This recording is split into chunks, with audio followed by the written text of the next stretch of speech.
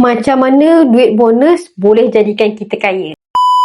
Macam mana sebenarnya duit bonus boleh jadikan seseorang itu kaya? Hari ini kerajaan umumkan bantuan khas kewangan.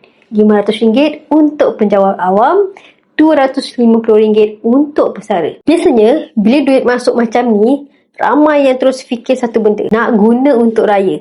Tambah sikit baju raya, tambah kuih raya, tambah belanja sana sini. Tak salah, cuma bezanya orang yang faham kewangan, dia nampak bonus dengan cara yang lain.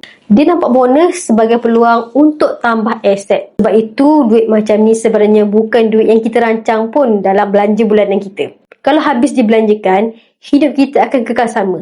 Tapi kalau sebahagian daripadanya kita tukar menjadi simpanan aset, lama-lama dia akan jadi harta. Contohnya emas, ramai yang gunakan duit tambahan macam bonus seperti ini untuk tambah gram emas.